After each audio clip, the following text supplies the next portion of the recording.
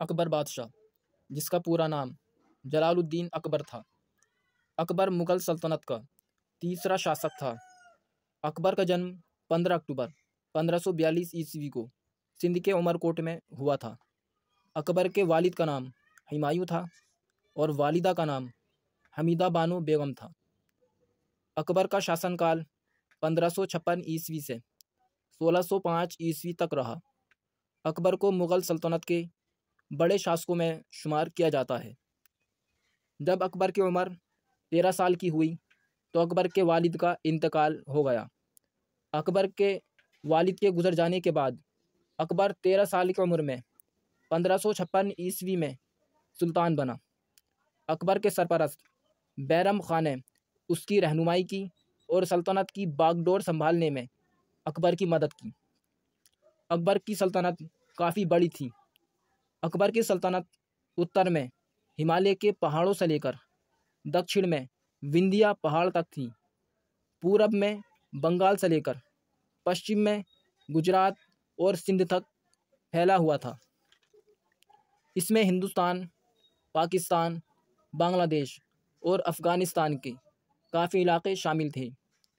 अकबर के दौरे हुकूमत में मुग़ल सल्तनत हिंद में, शिमाल में कश्मीर और हिमालय से लेकर जुनूब में गोदावरी और नर्मदा नदियों तक, मशरिक़ में बंगाल से लेकर मगरिब में सिंध और गुजरात तक फैली हुई थी। अकबर ने काफ़ी जंगें जीतीं। 1556 ईस्वी में पानीपत की दूसरी लड़ाई में अकबर ने हेमू को हराया और दिल्ली और आगरा को दोबारा हासिल कर लिया। 1561 ईस्वी में मालवा के सुल्तान बाज बहादुर को हराया और मालवा को मुग़ल सल्तनत में शामिल कर लिया। 1567 से 1568 ईस्वी में मेवाड़ के किले चित्तौड़ को फतह कर लिया। 1572 ईस्वी से 1573 ईस्वी में अकबर ने गुजरात को फतह कर लिया और उसे मुग़ल सल्तनत में शामिल कर लिया। 1576 ईस्वी में हल्दी घाटी की लड़ाई में अकबर ने राणा प्रताप सिंह को हराकर मेवाड़ पर मुग़ल हुकूमत कायम कर दी। 1586 ईस्वी में अकबर ने कश्मीर को भी शामिल कर लिया।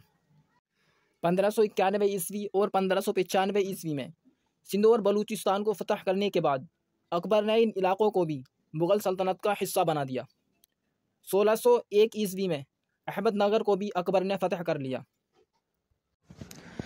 इतनी बड़ी सल्तनत का मालिक होने के बाद आखिर अकबर बादशाह से मुजद्दिद अल्फ़सानी रहमतुल्लाहि अलैहि ने बगावत क्यों की, उसका खुलकर विरोध क्यों किया? तो इसकी सबसे बड़ी वजह है अकबर ने जो 1582 ईस्वी में मज़हब इस्लाम को छोड़कर अपना नया मज़हब बना दिया। क्योंकि मज़हब इस्लाम में जुआ खेलना या खिलवाना दोनों हराम होते हैं। तो अकबर ने इस्लाम धर्म को छोड़कर जुआ खेलने को जायज़ कर दिया। और अकबर बादशाह शराब का आदी था और इस्लाम धर्म में शराब पीना और बेचना दोनों हराम हैं। अकबर ने अपने शराब पीने की आदत को देखते हुए इसे जायज़ कर दिया। और इस्लाम में चचाज़ाद भाई बहन से शादी जो जायज़ होती है, मगर अकबर ने दूसरे धर्म वालों को खुश करने के लिए चचाज़ाद भाई बहन से शादी पर रोक लगा दी। और इतना ही नहीं, इस्लाम धर्म में सजदे ताज़ीमी हराम है। अकबर बादशाह ने इसे अपने दरबार में आने वाले के लिए ज़रूरी करार दे दिया। इन तमाम कामों को देखकर उलमाए किराम में खलबली मच गई। अकबर का मुकाबला करने एक मर्द मुजाहिद, जिन्हें लोग मुजद्दिद अल्फ़सानी रहमतुल्लाहि अलैहि के नाम से जानते हैं, मैदान में आ गए और अकबर का खुलकर विरोध किया। अकबर ने आपको जेल में डलवा दिया। अकबर के कैद खानों में मर्द और औरतें एक साथ बंद रहती थीं और अकबर के कैद खाने बग़ैर छत के होते थे ताकि गर्मियों में कैदियों को गर्मी लगे और सर्दियों में ज़्यादा सर्दी लगे। मगर मुजद्दिद अल्फ़सानी तो अल्लाह के वली थे। आपने कैद खाने में ही दीन की तबलीग शुरू कर दी, क्योंकि इस्लाम एक सच्चा और मुकम्मल धर्म है और इसमें किसी भी तरह के बदलाव की कोई ज़रूरत नहीं है, चाहे लोगों के समझ में आए या ना आए। बिलाखिर 27 अक्टूबर 1605 ईस्वी को अकबर की मौत हो गई और अकबर को आगरा के सिकंदरा में दफनाया गया। अकबर के मरने के बाद अकबर का बनाया गया धर्म दीन इलाही बहुत तेज़ी के साथ ख़त्म हो